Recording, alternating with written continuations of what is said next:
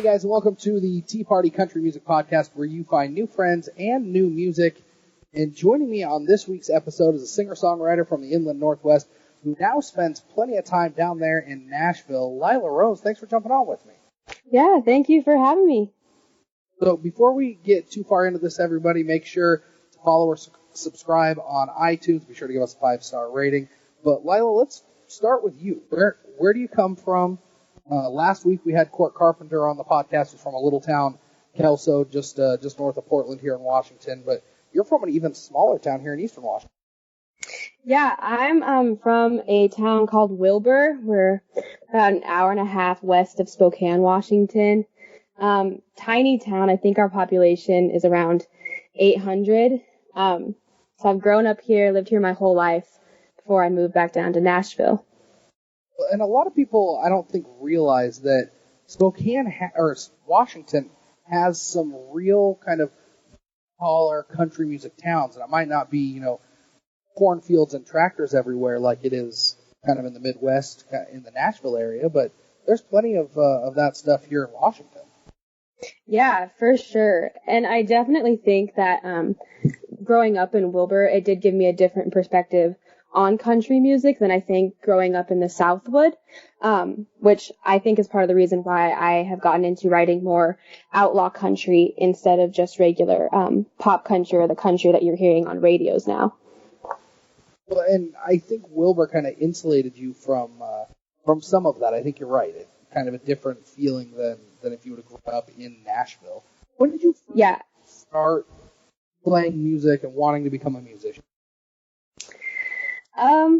This is always like a hard question, but always one of my favorites too. I don't know the exact point. Was I grew up around music. I started singing, ever since I could really talk. But I started really singing in front of people just at church with my grandparents and my mom, just in choir, and we'd do our own little things every once in a while. And then when I was about 8 or 9, I started writing my own songs and started performing on my own. But at that point, I couldn't play like a guitar or a piano or anything, so I would just get up in front of people and sing my songs that I wrote a cappella. And then a couple years down the road, I started to play the guitar and picked that up and started writing music. But I think the time that really allowed me to figure out that I wanted to pursue music or do music was probably about 7th or 8th grade. All throughout elementary school, I kind of got bullied a lot by other kids just for like the way I looked, and because I was pretty good at school and that kind of stuff. I was more into music and band than I was into sports. And for some reason, kids thought that was a good reason to make fun of someone. And so getting into junior high, I was dealing with that, and then some other issues came up into my life, and I just got into this really dark place. I remember just like being like, oh my gosh, like I don't even know what to do anymore, and probably the lowest point of my life. And I was not one to really talk about my feelings, so I would write them down instead, and those kind of turned into my songs. So 8th grade, that's when I decided that this is what I want to do for a living, because music in a way saved my life, and I knew that if I could in any way give back somehow and, maybe my music could help someone someday, that's what I wanted to do. So I guess that's really when I decided that this is what I wanted to do. And that's really just kind of a heck of a reason to get into music in general. Very selfless, and it did help you through a tough time, but I mean, to keep at it with the mindset that, that it helped you, and hopefully someday your music helps somebody else is something that I think, again, growing up in Wilbur might be kind of that mindset versus growing up in a bigger city where it's all about just the fame and fortune. Yeah, and that's a big thing down there too. Everyone, I want to be famous. Like once I have this money, I can do this. But honestly, I do this right now and I don't make much money, really no money. But I love it. And, if it ends up being this way for the rest of my life, I'd still be happy. Well, and anybody that follows you on social media, on Instagram or on Facebook, they know that you're great with your guitar. Do you play any other instruments? My actual main instrument, oddly enough, is the flute, because I grew up in band, doing band all throughout elementary, junior high, and high school. So that was the first instrument I actually learned how to play. I can play a little bit of piano. I'm by no means, excellent at it. I can play a little bit of the mandolin, a little bit of the banjo. I would love to learn how to play the fiddle. I have one that just needs to be fixed up. But I played a couple different instruments in high school in band, like saxophone. So, I think guitar now is my main one in terms of my music. Well, I feel like it's probably a little bit difficult to try and sing country music if you're playing the flute. Yeah, it makes it a little difficult. But let's talk about this, you down in Nashville now. You got down there, you're going to Belmont University, which I understand was kind of the goal of yours. Yeah, oddly enough, so I went down to Nashville for the first time to tour Vanderbilt University because that had always kind of been my dream school. And I knew that I wanted to go to school for music. But at the time I was just going to go for music technology because I didn't know that songwriting majors and music business majors existed.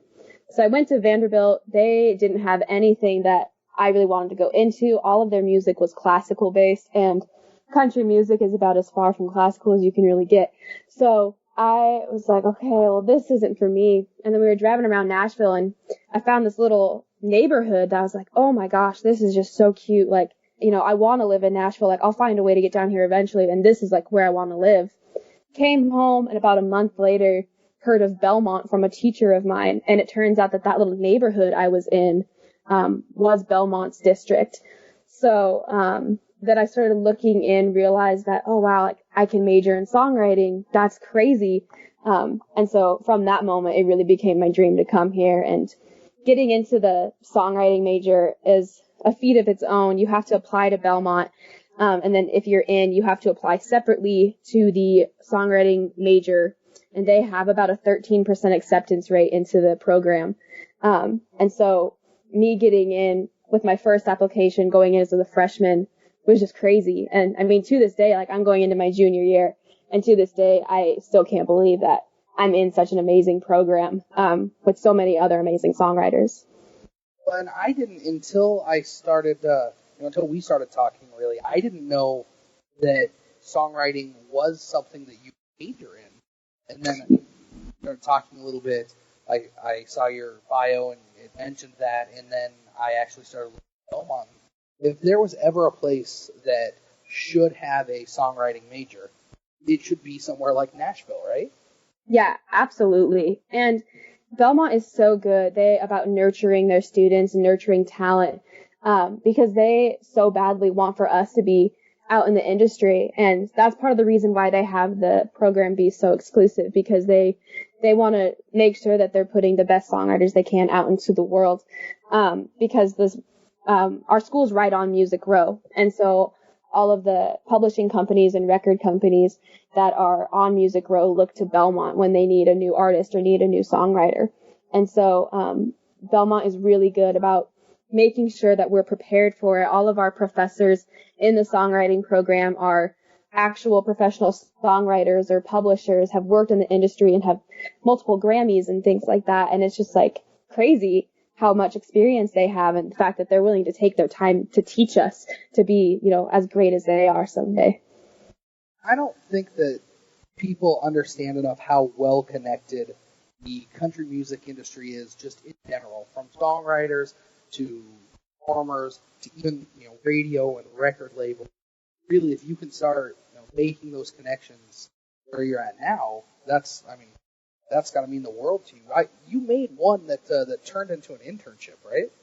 Yeah, so it's actually my dream company is Riser House Entertainment.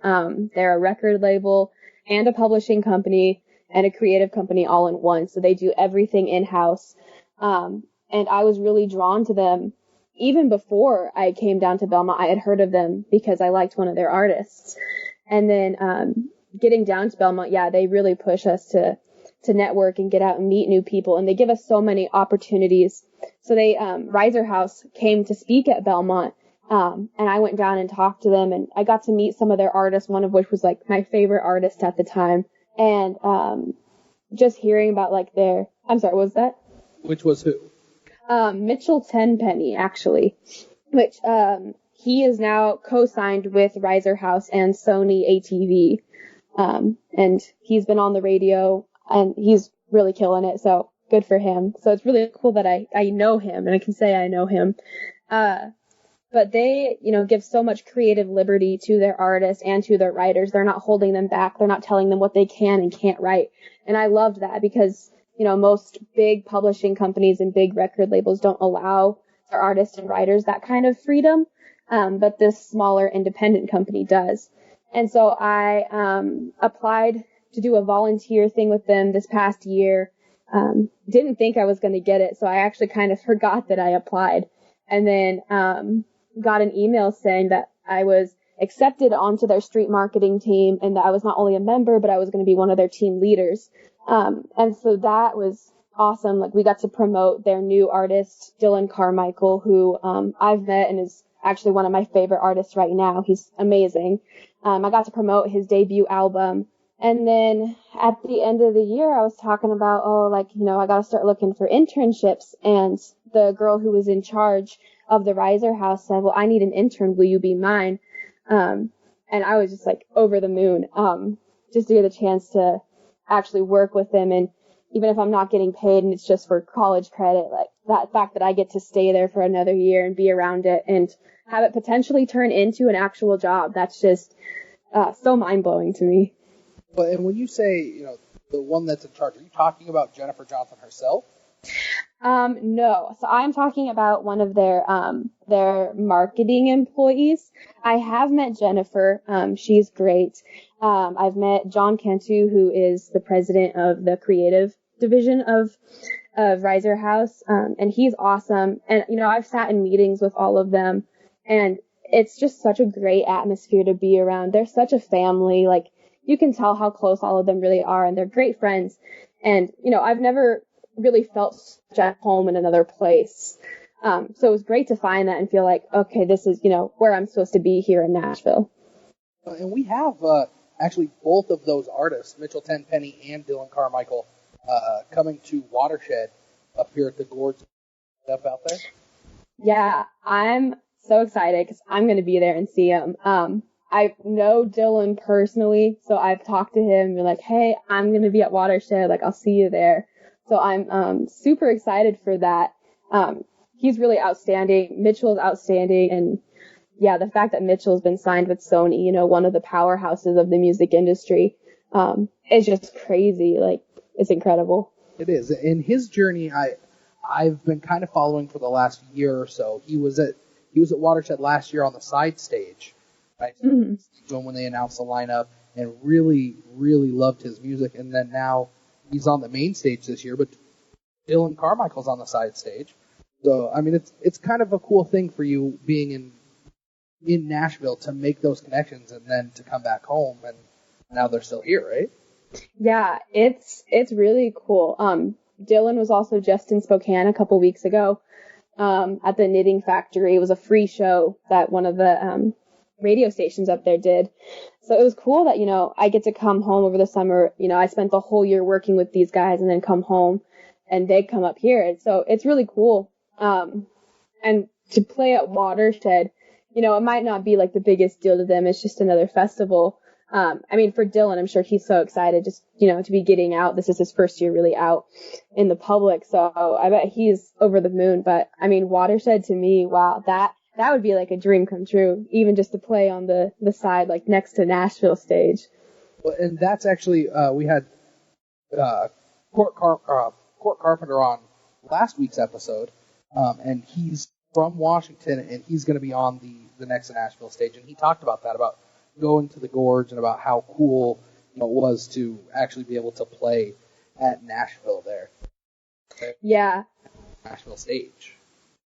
Yeah, that would be, incredible. Just, to be able to play here in Washington on that big of a scale, because even the next to Nashville stage, it's small compared to the main stage, but just, Watershed's huge and people come from all over to come watch it. So, excuse me, in order to play there, yeah, it would literally be a dream come true.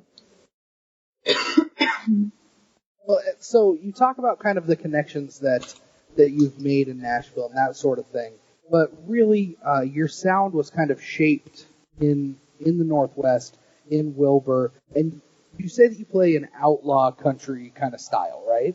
Yeah. So what is that if I'm brand new to country music and I stumble across Lila Rose, what am I going to hear? How would you describe that to someone? So outlaw country is basically just older country, and it was given the name because of like Johnny Cash and Willie Nelson, because they were playing something that was different than what's coming out of Nashville at the moment.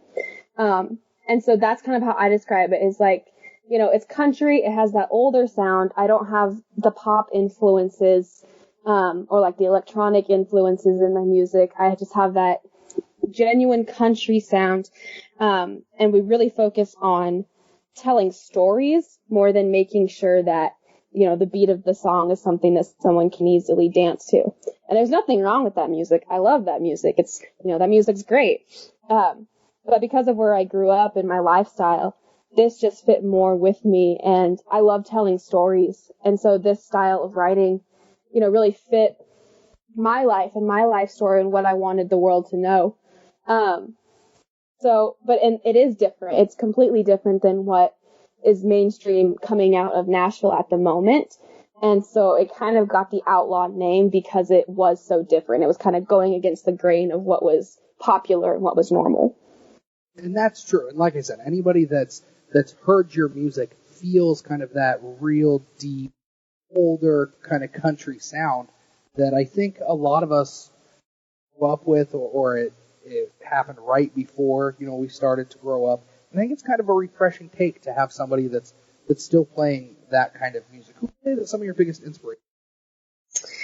Well, I grew up listening to Johnny Cash and Willie Nelson, Waylon Jennings, Merle Haggard, you know, Hank Sr. And so those were my original influences. And then as more people started coming into the music scene, Chris Stapleton is one of my big influences. And a lot of people are going to be like, oh, well, you know, he plays on the radio, so that's pretty mainstream. That's not outlaw. But he is outlaw country in my mind and in a lot of people's mind, just based off of what he writes and the music that he puts with it.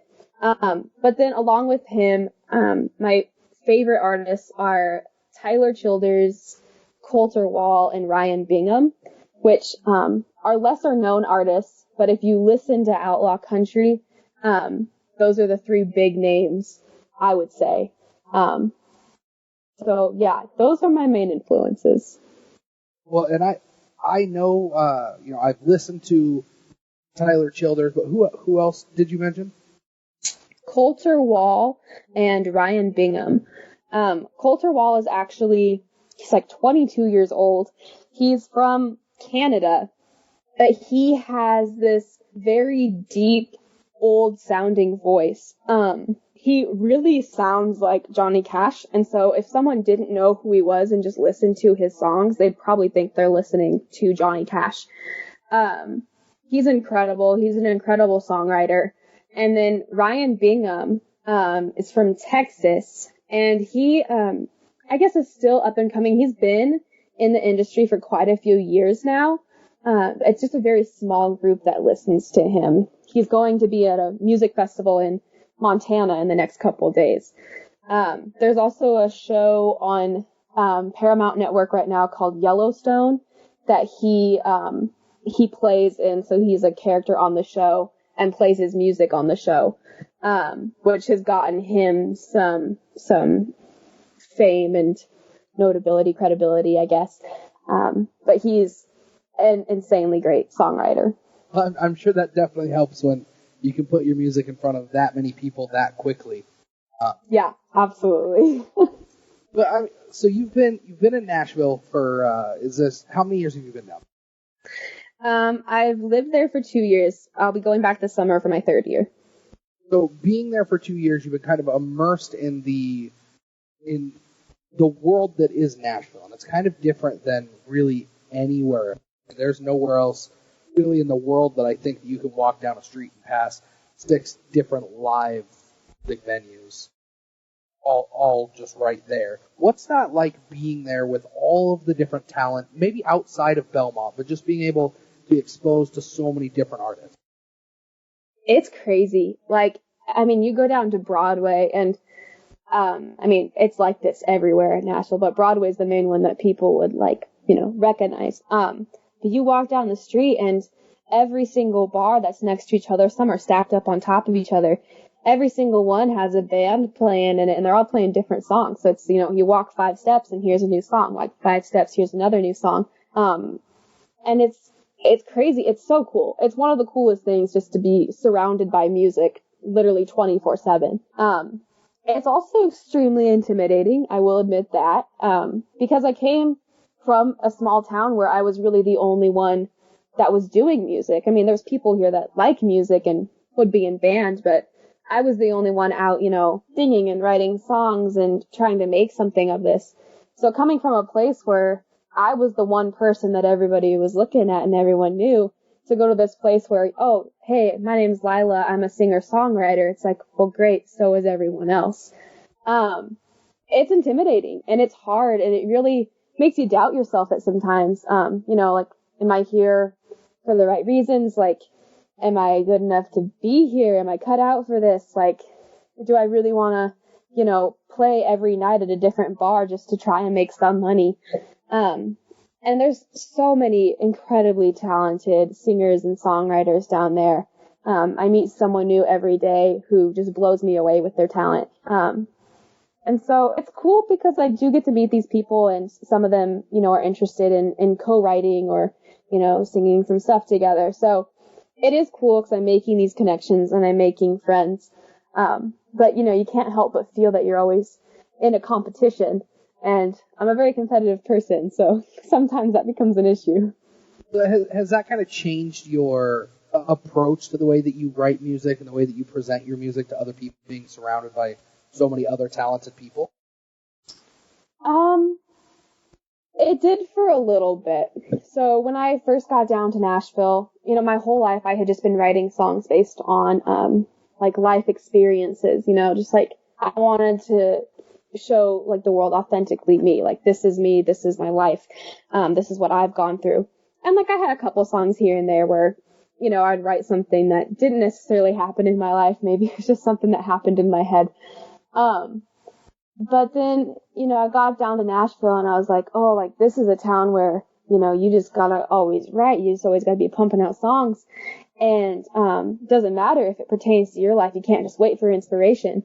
And so that's one thing I've had to change is like, I can't just wait for inspiration anymore. I have to go out and find it, which isn't hard because there's inspiration everywhere. I mean, you can see it on a billboard. You can see it, in the way the weather changes or in conversations you hear from other people.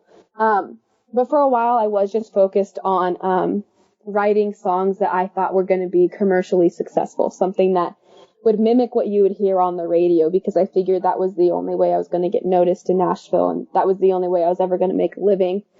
And I really started to hate some of my songs, and to this day, like, people like them and I play them, and I dread having to go to a show and play these songs because I've played them so many times, and it's not me. It's not my writing, it's not my story. And so I just kind of went back to my old ways of like, I do look for inspiration now. I'm not just waiting for it to come, but I do everything I can to make sure that what I'm writing is me or can relate to someone else. Even if I don't have a personal connection to it, I just want that authenticity in the music, which I feel like I wasn't getting when I was just trying to sound like everyone else.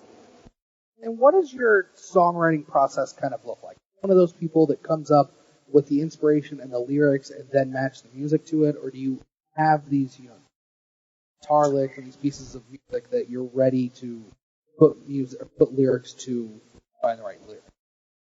So lyrics usually come to me first, and then as soon as I have a lyric idea, I sit down, I grab my guitar, and I start playing around with different chords just to try and find the sound that fits the words I'm singing. And so it usually comes where like I'll I usually write choruses first. Those are always the easiest for me to write. So I have books full of song choruses that have no verses, because my mind will just stop working after that point. So sometimes I can sit down and write a song in 30 minutes. Like what I think is one of my best songs, and what I've been told by some other people. I literally wrote in 20 minutes, and it was for a class assignment for a songwriting class. And I had over a week and a half to write the song, but nothing. I just couldn't think of anything. And then 20 minutes before the song was due, I just sat down, wrote out all the lyrics, but didn't write any music to it, which was different for me. I, always had my guitar there with me, but this time it was like just kind of writing a poem. And it turned out great, and it's one of my favorite songs. But that one was different. So now knowing that one worked out so well, sometimes I will just sit down and go at it like I'm writing a poem instead of having my guitar there, because it really makes me focus on the lyrics and on the structure of the sentences, so that everything's really tight and clean. But usually it's just me sitting with my guitar, playing around with chords, like, oh, okay, like this sounds good. This word rhymes with this word. We'll throw that in there. It's a weird process for me. I've met so many other songwriters that have like a very set process. I guess my brain just works different. It's kind of like going a million miles a minute, and it's going different directions. And so I have to kind of sit down and try to hone in one direction and write all that's happening there, and then maybe move on to a different direction and write everything that's going on there. So for having an actual set process, I'm not entirely sure that I have one. It's just kind of whatever my brain decides to do that day. And being around country music, I think that's what I've noticed is there's not just one set style. And I can ask that question to 100 different artists, and they're going to give me an answer that's pretty close to yours, but completely different at the same time. Yeah. The other thing that you see a lot of down in Nashville is things like writers' rounds or guitar polls. You end up doing a lot more of those being part of the songwriter program at Belmont. Being in the songwriting program hasn't really affected how many I do, just because so many of them are, off campus and just around town. And the people that are booking them, frankly, they don't really care where you come from. So I do a lot of writers' rounds, which has helped. I mean, it's really helped my writing. It's helped my performing for sure, but it's helped my writing some too, because I get to hear and meet so many great songwriters and what they're writing, and I'll get inspiration from their songs. I'm not stealing their songs. I get inspiration from their songs. But yeah, I do a lot of writers' rounds and some shows down in Nashville. I've done only a couple at Belmont, through Belmont, actually. Like I played for Parents Weekend when all the parents were down visiting. So that was cool. And I've done a couple shows at our cafe that we have on campus. But other than that, most of the shows that I do are downtown, like on Broadway or in Printer's Alley at some bars that are pretty famous music events or music venues. And I play a lot around like Hillsborough area, which is another really big music venue area. That's awesome. Let's do this. You like playing a couple of songs for everybody? Yeah. Okay. Do you feel like a slow song first or a more upbeat song first? Let's go with the slow song, and then you All right. Wow everybody with the upbeat one. Cool. All right. This first song is actually the song that I was talking about a few minutes ago. The one that I just kind of sat down and wrote it as if it was a poem, and then added some music later. It was inspired by a band called Uncle Lucius. Their song called Keep the Wolves Away. It was, again, for a class assignment, but one of my favorite songs is just kind of a quick little story of my life, I guess. So this song is called That Old River.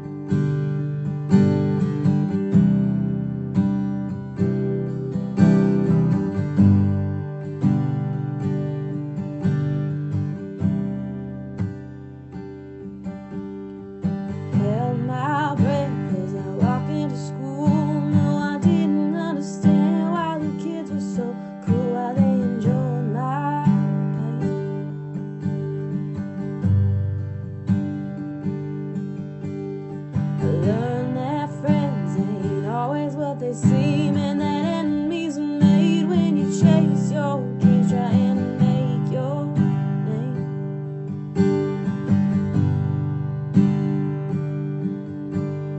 Well, I tried hard to be the bigger person, oh, but I like my bridges better burning. Yes, it was true. I left my innocence in that old room.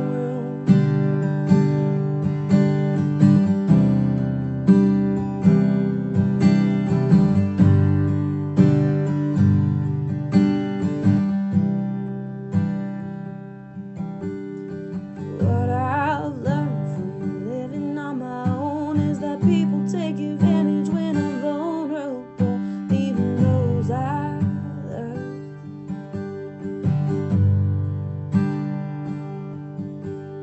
I've seen too much in my short 20 years. Gotta hate how life makes me question why I'm here and if I'm good enough.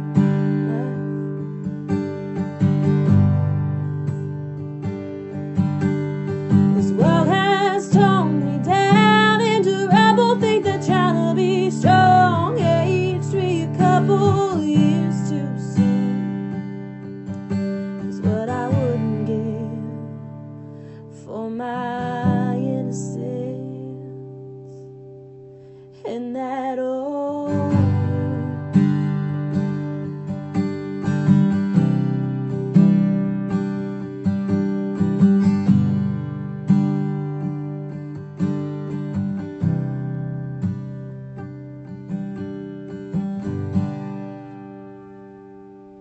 So there's that one. For my next one, I actually have to quickly grab a different guitar because I like to make my life difficult and write songs in completely different tunings. So this song is actually the song that really made me realize that outlaw country was what I wanted to do. I had wanted to do it for a long time, but I was afraid that people weren't going to take me seriously. Coming from such a small town, and my dad's actually the chief of police. So, outlaw country, like, oh, she can't be an outlaw. She's Lila Bowden. She can't be an outlaw. But Lila Rose can. And so I wrote this song, played it for one of my professors who's a songwriter, and she was like, no, this is what you need to be doing. This is what you need to be writing.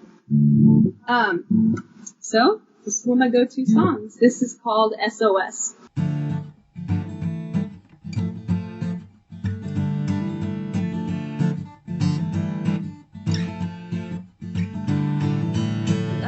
Sleeping with the wife of another man. Then they confess to a preacher who has blood on his hands. Maybe this was all by accident, but that don't make no sense. 'Cause I doubt around here that we'll ever see God's plan. Oh, save our souls from this town, 'cause the only way out is in the ground, and I'll be damned if I'm here that long. Oh, no, save our souls from this town. They say hell is a long, long way down, but I found it here at home. Oh, save our souls, save our souls.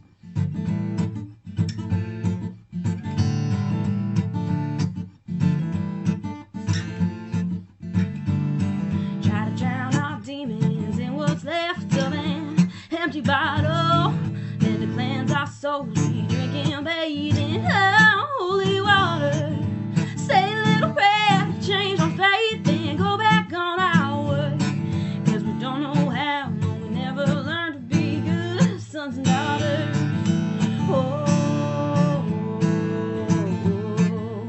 Oh, save our souls from this town, 'cause the only way out is in the ground, and I'll be damned if I'm here that long. Oh, no, save our souls from this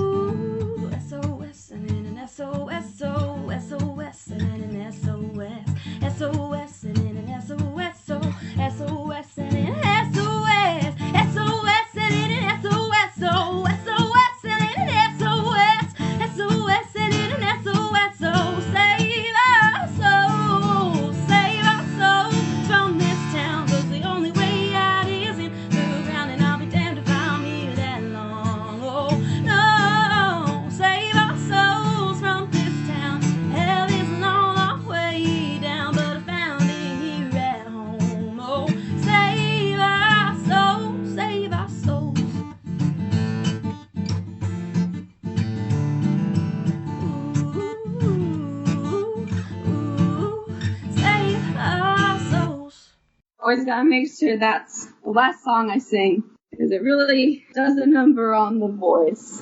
And I can see why. That just sounds like it would be a fun song to see sung live. Yeah, it's definitely fun to sing live, especially at writers' rounds, because it is always the last song that I perform, just so that I'm able to get through it and not have to worry about singing songs afterwards.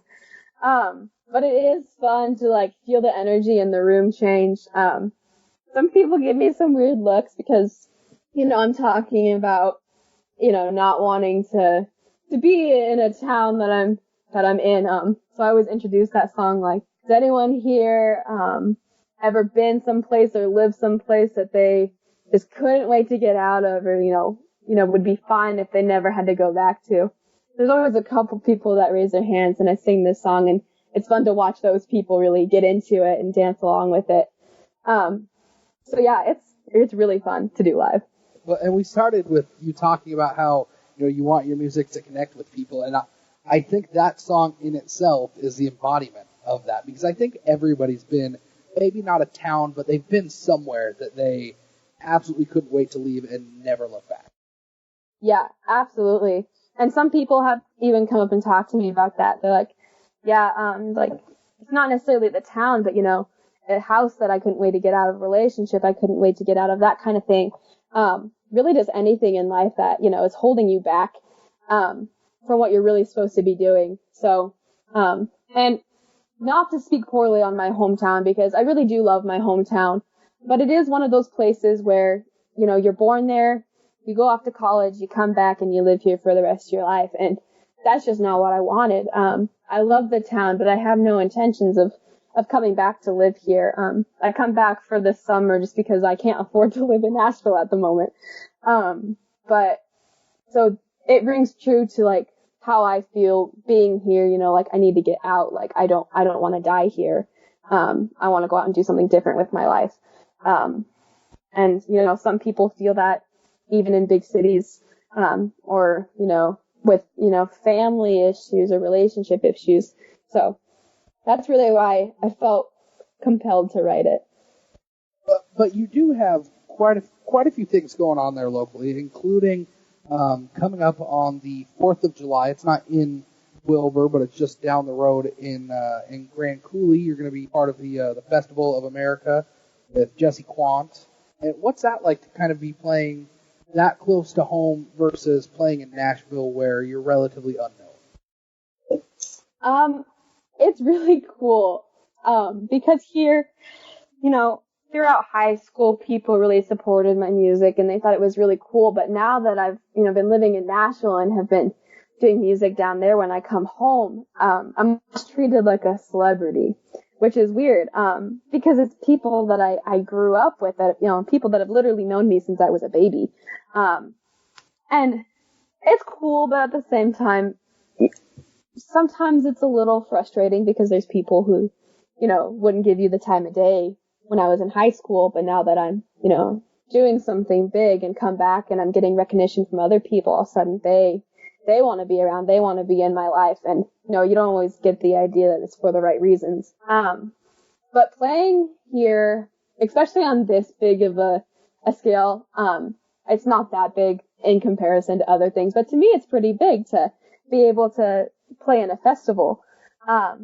It's awesome. I'm so excited. Like, I was over the moon when they asked me to do it. Last year, Jesse Quant was also playing, and, like, last minute, like, literally an hour before it, I had, you know, someone from the chamber come up and ask me, hey, like, would you want to play a couple songs before Jesse comes on? And I'm like, oh my gosh, yeah, okay, I gotta go change, I gotta get my guitar.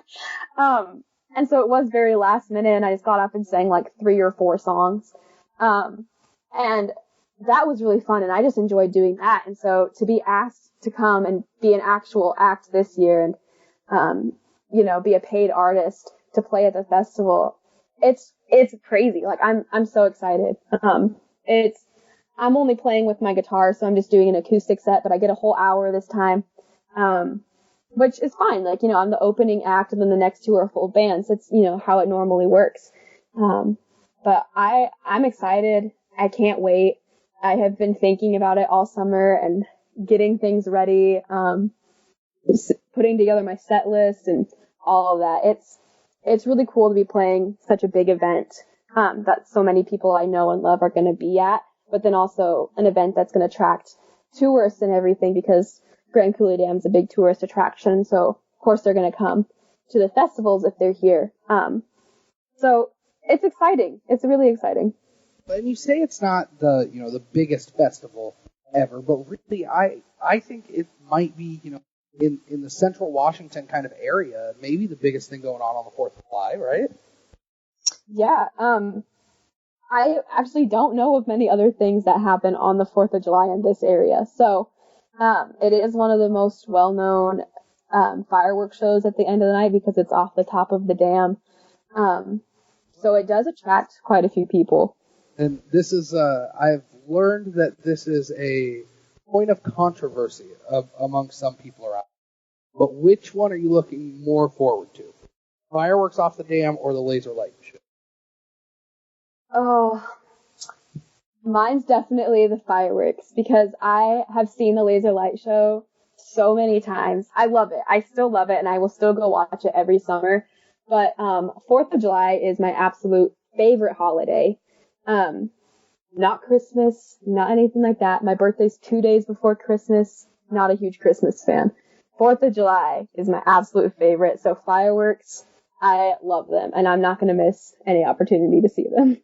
So then you get to go out there during the Festival of America and get to do your thing and see the fireworks. I can't think of a better way to spend your favorite holiday then. Yeah, absolutely. I mean, I'm very patriotic. I love this country so much. So the fact that, I get to be, the entertainment for this great day where we're celebrating our country and all of our freedoms. One of our freedoms is the fact that I am able as a woman to get up on stage and perform songs and music in front of people. So the fact that I get to exercise that freedom on the day that we're celebrating all of our freedoms, and that people get to sit and listen to it, which is their own little freedom, that's just awesome. I couldn't think of a better day to perform.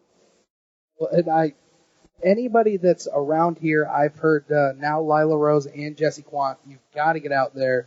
I might be doing that instead of hanging out here in town. Everything in the city is overbooked. I may head out that way for a couple of days and make in something like that. But before we let you go, Lila, let's first off, where can everybody find your music? What's your Instagram and your Facebook where they can track down something to listen? Yeah, so on Instagram, my username is just Lila Rose Music, Lila Rose like the flower music. And then on Facebook, it's the same thing, Lila Rose Music. If you just go to my Facebook or my Instagram, either one has links to the other social media profile. My Facebook has a link to my actual website, which is a super long website address because I can't afford to pay for my own domain name. So, if you want to check out my website, you can go to my Facebook page. I really appreciate everyone who likes and follows, my Instagram and my Facebook. I try my best to post regularly, but I work, and work gets in the way a lot. So, we have everything. Yeah, we gotta have money to survive, and it just sucks because, I scoop ice cream for a job. It's not singing, but it's money. You gotta pay for it somehow. Yep. Okay, so before we let you go, we do this at the end of every podcast. We call it the Final Four. It's just 4 questions for people to kind of get to know you before you leave, and kind of get to know about where your head is, I guess. So we'll start with the first one. The first one is, what's your favorite venue that you've ever played in? Oh my gosh. Probably a place in Nashville called Alley Taps. It's in Printer's Alley. It's one of the most famous bars in Nashville. So that was really cool to play in. I've also sang at a couple rodeos, just back here at home. And that was just like the national anthem, but I love rodeos. So getting to stand out in the middle of arena surrounded by, horses, that was pretty cool. Okay, how about the best show you've ever been to? Watershed 2 years ago, I was front row. I stood in the heat, the 110-degree heat, for 10 hours with no water so that I could be front row for Chris Stapleton. And if I wasn't so dehydrated, I would have been crying. I can imagine. I was there that year, and it was hot. Oh, yeah. Down there, I went, stands there for so long. They've got to really like Chris Stapleton. And you do. So that makes total sense now. Oh, yeah. I was front and center. So, okay, if you could play at any venue, where would it be? My dream venue is the main stage at Watershed, which I told that to people and they're like, really? Like, you don't have something bigger you want to do? Like, of course I'd love to play at bigger places, but Watershed, I forgot. The Grand Ole Opry. That is my main goal. I've actually sang a couple times on the Grand Ole Opry stage, not for an actual audience. I was just there for a tour, but I got to stand in the circle and I got to sing. But I would actually, it would be a dream come true if I got to stand and sing for an actual audience, either at Watershed or the Grand Ole Opry. Those are both awesome choices. If somebody's listening who hasn't ever been to the Gorge, like, I'm sure it holds a special place in your heart just because of the location and the memories that you have there and what it is. But the views of that place are absolutely phenomenal. Yeah, they're breathtaking. Absolutely. Okay, last one before we let you go. If you could play, and I feel like I know the answer to this question, if you could play with anybody, alive or dead, share a ticket and play with them, who would? Oh, that one's hard. Okay, so dead. It's a wow, dead. It would be Johnny Cash. Alive, Willie Nelson, and Chris Stapleton. I got two of the three. I feel like that's pretty good. Yeah. I was gonna say Johnny Cash and Chris Stapleton. Oh yeah, I'm a huge Willie Nelson fan. I'm not entirely sure why. I just think he's so cool. So it is like a goal of mine to meet him, hopefully in the near future, because he's unfortunately getting very old. Like the world's greatest grandpa. Yes, that is so true. Lila, I appreciate you taking some time for jumping on here, and if everybody listening, head over to her Instagram, head over to her Facebook, go toss her a like, help her get the money to buy her website domain. Listen to her music, because especially what she's got on her Instagram, it's fantastic. And you're listening to the Tea Party Podcast, where you find new friends and new music. See you in the next one.